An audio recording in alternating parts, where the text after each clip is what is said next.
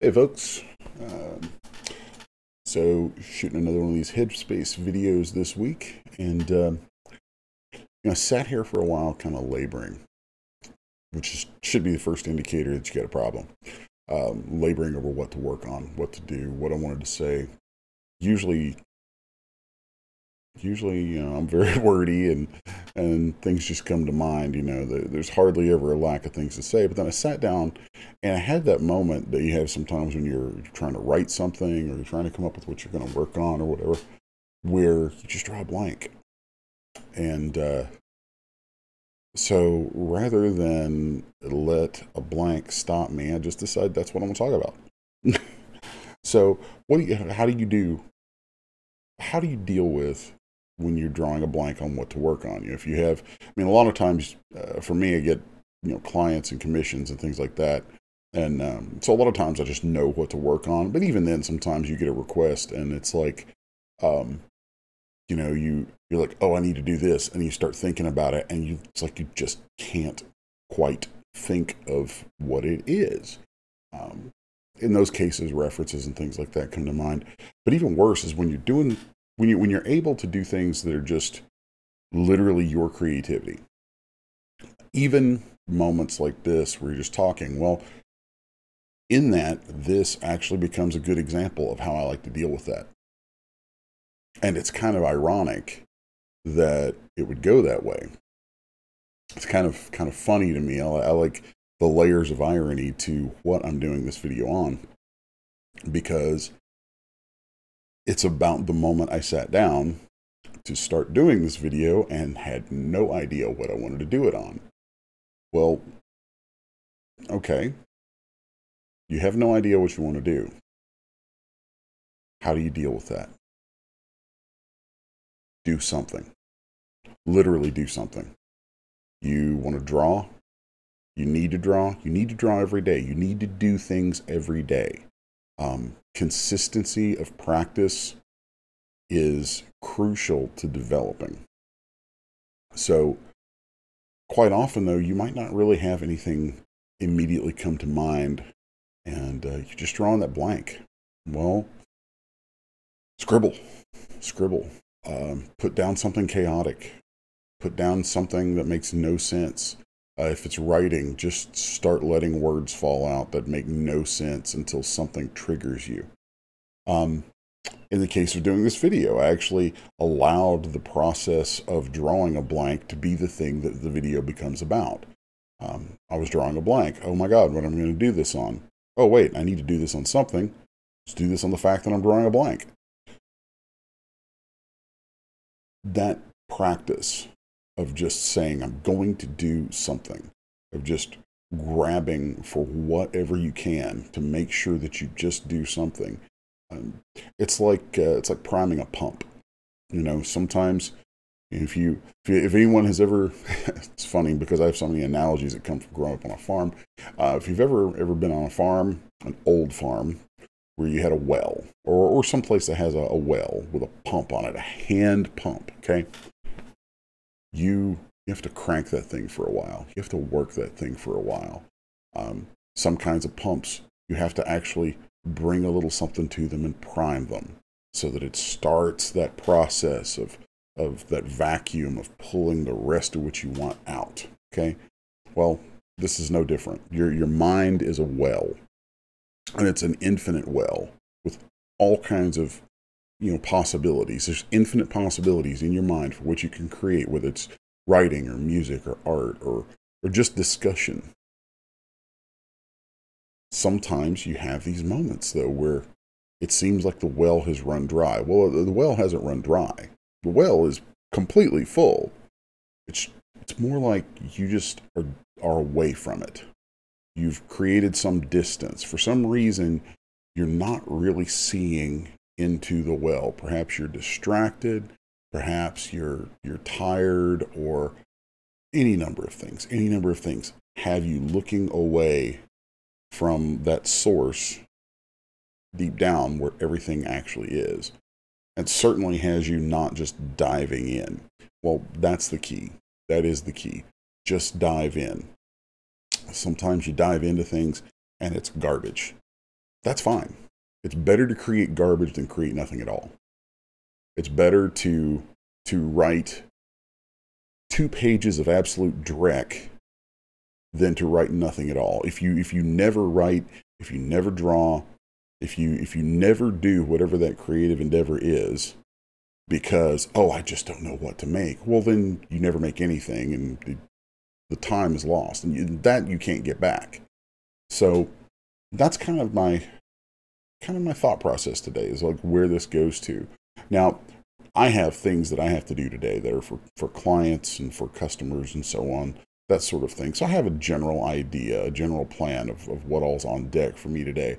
But I sat down, I wanted to open my morning today with another one of these videos collecting some thoughts on things. And when I drew that blank, it's funny, it didn't immediately come to me that I should do a video on drawing a blank. Well, fortunately, I guess habit and practice and everything sort of leads me to come to questions.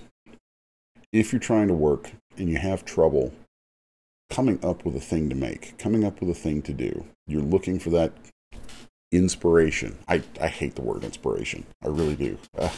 It annoys me to no end. And there's a lot of reasons why it bothers me. Sometimes you do get inspired, but I don't know. I feel like most of what we create is kind of solving problems. It may not seem like it, but most creation is in fact, or can be looked at as a mode of solving problems, where, if you're writing a story, whatever the conflicts are between those characters is a problem that you're setting up a simulation in your head, and you're creating these different characters and butting them together to kind of play out for yourself how a problem would work out, how a relationship would work out, all those sorts of things. So it's an exercise, it's kind of a tool. Art is sort of the same way. You're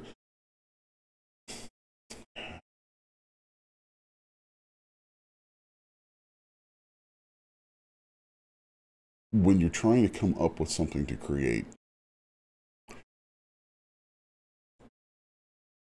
if you allow yourself to just kind of go blank for a minute, which happens a lot. Sometimes going blank can be kind of cool. Sometimes going blank can be relaxing. Trust me. If you veg out on your couch or whatever for a little bit, sometimes you need to just give yourself some space to just go, and zone. Sometimes that feeling of zoning out just wants to happen a little too easily, and you have to force yourself out of it. So that's when you need to just ask yourself questions. That's kind of the thing I was getting to there, is when you're drawing a blank, ask yourself about the blank. Why am I drawing a blank?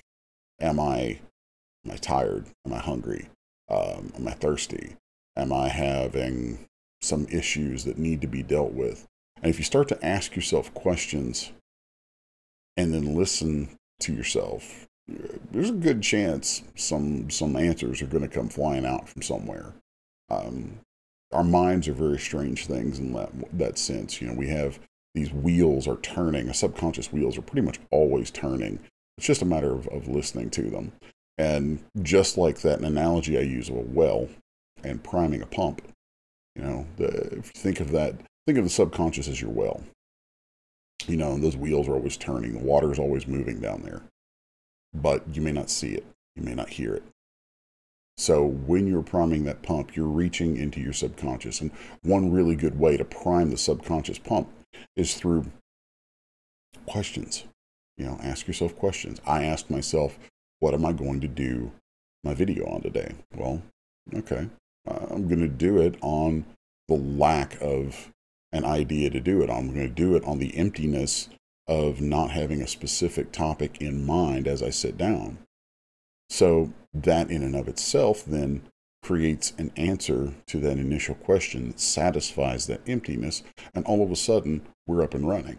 Now that I've been sitting here for a few minutes talking about that, letting myself dig into that question. You know, I bet if I review this video, I can go back and find where I've probably already touched on 2 or 3 other possible topics. And maybe I will. Maybe that's what I'll do. Maybe I'll go back and review this and pull some of those tangents that my mind then starts to go on as I explore that initial question and use those for future installments and start to answer those questions. So that's kind of the interesting thing here, is that once you ask a question, you get an answer, and every answer can end up spawning more questions. And answers to questions are creative content. Answers to questions, or even the exploration of questions to get the answers, can give you creative content, whether that's, you know, writing, music, art, speaking, whatever. So that's kind of the idea that I want to drop on you today. I don't want to belabor the point for too long, but I think it's kind of an interesting thing to explore. When you are out of ideas, or you feel like you're out of ideas, or for some reason you're just not grabbing something, start asking yourself questions. Try and detach yourself enough that you can present a voice to yourself and ask those questions. And then as you start to answer them, let those answers become the thing that you push into. Explore those things and get yourself going that way.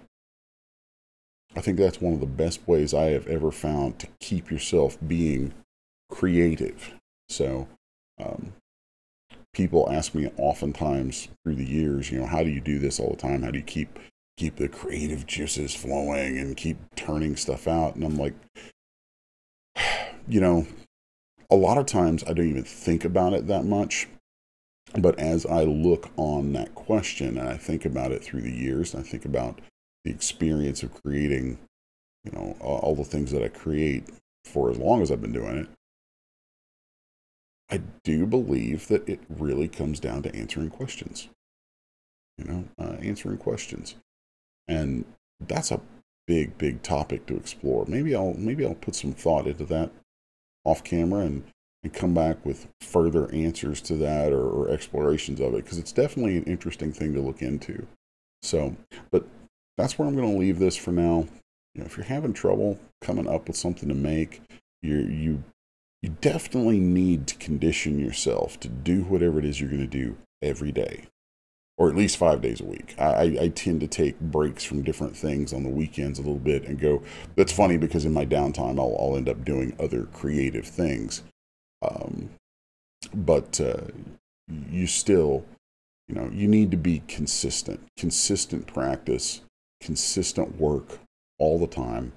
And you don't always feel like it. And you certainly don't always have ideas just spring to mind for things that you want to do. And ask yourself those questions. Ask yourself, you know, why do I feel this way? Why am I drawing a blank? What's on my mind that's distracting me, leading me away from creating something today? Yeah, all kinds of things like that. And a little aside on that before I cut this off.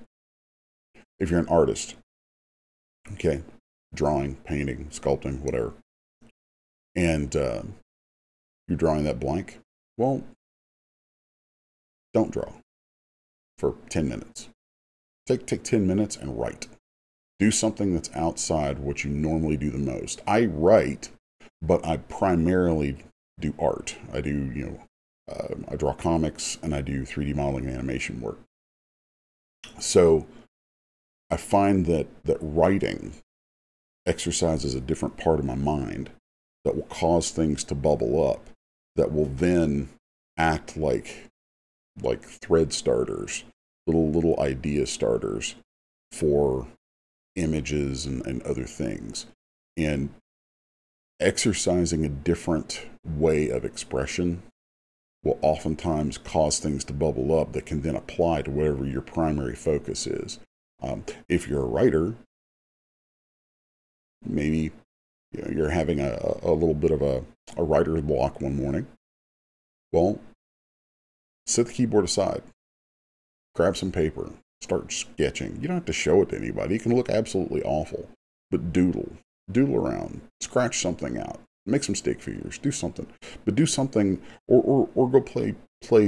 You know, if you have an instrument around of some sort, you know, guitar, piano, something like that, or even just singing, you know, or something that causes a different creative track in your brain to have to kick in. Do that, and then see what that fuels in whatever your primary creative endeavor is. I find that kind of, you know, we break the great Ghostbusters rule. We're going to cross those streams. So if the different arts that you have an interest in, you'll have a primary art, like I visual arts is kind of my primary thing, with, you know, writing as a secondary. And then, of course, I love music and all kinds of other stuff. But whatever your primary thing is, if you're having trouble coming up with something to do, another good thing to do there is not just ask yourself a question, but ask yourself a question. And if you're not satisfying that question out of what your primary art is, go do something else that changes the stream, that crosses those streams of thought in your head, that jumps track onto something else and flexes those different internal muscles. And quite often, not always, but quite often, when you come back around, even if you only take like 5 minutes to just get your brain unhitched into a different area and then come back around, it's almost as if, I like to think of the different kinds of things that I like to do. I really kind of compartmentalize a lot of things in my head. So there's artist me, you know, there's visual artist me, and there's musician me, and there's writer me, maybe even, you know, weird geeky tabletop miniatures me, right? I spent a lot of time yesterday working on a scratch build of a turret for some tabletop D&D gaming, and that, you know, taking my main mode of work, my main creative work mode, and setting that aside for a day to do something completely unrelated to it. I found that as I thought about that work this morning, I had different ideas come to mind. I had a different way of looking at a number of things that I might sculpt digitally. And that sort of exploration into other areas, that sort of thing, it keeps your mind nimble, and it keeps you able to bounce across those things in such a way that what you pick up in one area comes and informs something in another. So then you start to become, think of it like being a creative polyglot. Okay, you know, polyglot, someone speaks lots of languages. Well, even if you're horrible at other creative endeavors, still stretching those muscles into those other areas, stretching those mental muscles into other forms of creativity will get the entire creative apparatus of your mind rolling in such a way that when you come back around to what you're primarily going to do, you're probably going to think of some things a little differently. So that's really two different things I'd leave you with to deal with sort of the creative blank, the writer's block moment, is ask yourself questions, and if by some stroke, usually I think if you ask yourself questions about why you're having a blank, that you can start to answer them and even push into those answers as a form of something to create something that reflects or states the answer to those questions as they come to you. And if you don't get answers, keep asking questions until something is answered, and then create something along those lines. But if that is just not working, or it's driving you nuts to try that, step away. Go do something else for 5 minutes, 10 minutes. Go do something else creative if you can for 5 or 10 minutes, so that it gets those creative juices flowing in some other way, and then come back and give that a shot. So that's my thoughts for today. Just kind of some wacky, weird sort of approaches to how I deal with having those kind of moments. You know, people, I've said before, I'm like, oh, you know, it's my creative well will never run dry. And it doesn't. It really doesn't ever run dry. I just have moments sometimes where I can't quite see it clearly, or I haven't dove into it as much. So, and I think that's the case. Sometimes we think the well's dry, but we're really just not seeing what's down there, you know. So, or maybe it hasn't filled up enough and we need to prime the pump so that thing fills up and we're ready to roll. So anyway, I hope you enjoyed the video. As with all things YouTube, remember to like, share, subscribe, all that groovy stuff. And, till next time, I hope you're digging these, and should have some other stuff coming soon. Hoping to start putting out more things that relate to drawing and maybe 3D and other stuff again. So we'll see. I'm really kind of playing around with YouTube a bit. I've had this YouTube channel forever and a day. We're at like 500 some subscribers on it. I know that's like a pittance by today's YouTube terms, but if you catch this video, if you'd like and subscribe to it, help us roll that number up a little bit. I hope to just keep turning this kind of stuff out and giving you some meaningful sort of content from my perspective. 26 years now as a working artist. So, I certainly don't know everything, but I know a few things. I've picked up a few things along the way, and hopefully I can share those with you. So thanks again for watching. Like, share, subscribe, all that groovy stuff. Until next time, I'm Les. We'll catch you later.